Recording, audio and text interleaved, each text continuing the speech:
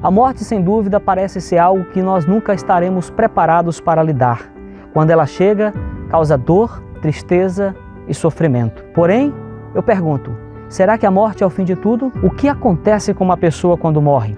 O que a Bíblia, a palavra de Deus, ensina a respeito? Vamos ao texto. João, capítulo 11, verso de número 25. Diz assim: Então Jesus declarou: Eu sou a ressurreição e a vida. Quem crê em mim, ainda que morra, viverá. Essa passagem está dentro do contexto da morte de Lázaro, um grande amigo de Jesus. Lázaro havia sido acometido por uma enfermidade. Suas irmãs, Marta e Maria, então mandam chamar Jesus.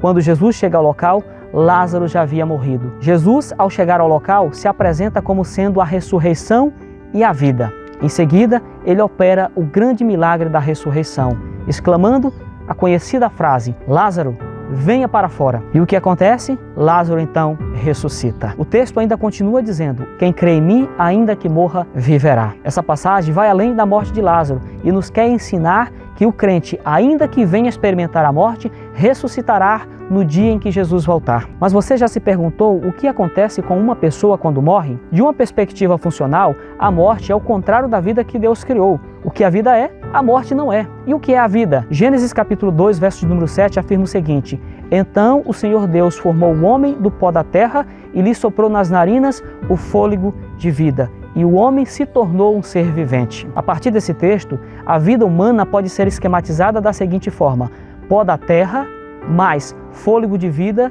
é igual a ser vivente. Quando uma pessoa morre, ocorre o oposto. Eclesiastes capítulo 12, verso de número 7, afirma o seguinte: E o pó volte à terra, de onde veio, e o fôlego de vida volta para Deus, que o deu. Uma pessoa quando morre, ela simplesmente deixa de existir. Eclesiastes capítulo 9, verso de número 5, diz que os vivos sabem que hão de morrer, mas os mortos não sabem coisa nenhuma. A morte, inúmeras vezes, também é comparada a um sono. Você pode ver isso em Mateus capítulo 9, verso de número 24, João capítulo 11, verso de número 11 e 1 Coríntios capítulo 15, verso de número 51. Um ensinamento muito popular que muitos têm difundido por aí, mas que não tem base bíblica, é afirmar que quando o indivíduo morre, sai dele uma alma que sobrevive à morte do corpo. Essa palavra alma aparece várias vezes na Bíblia, mas nunca vai trazer a ideia de uma entidade que sai do corpo quando o indivíduo morre. 1 Coríntios capítulo 15, verso de número 26, afirma que a morte será o último inimigo a ser derrotado,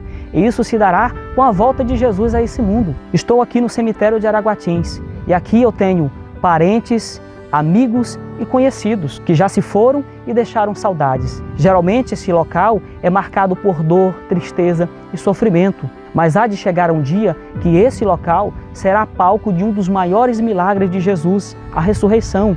Muitos que estão hoje dormindo no pó da terra ressuscitará. Por isso, a amizade com Jesus é imprescindível à nossa salvação. Somente quando nós aprendermos a ouvir a voz de Jesus em vida e obedecê-la, então nós estaremos preparados para ouvir a voz de Jesus quando Ele regressar nas nuvens do céu e nos chamar à vida. Assim como Ele chamou o seu grande amigo Lázaro. Oh, que grandioso vai ser esse dia, que dia de alegria será.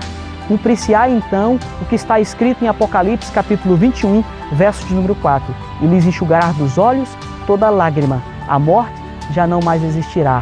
Não haverá mais pranto, nem luto, nem dor, porque as primeiras coisas já passaram. Então somente creia.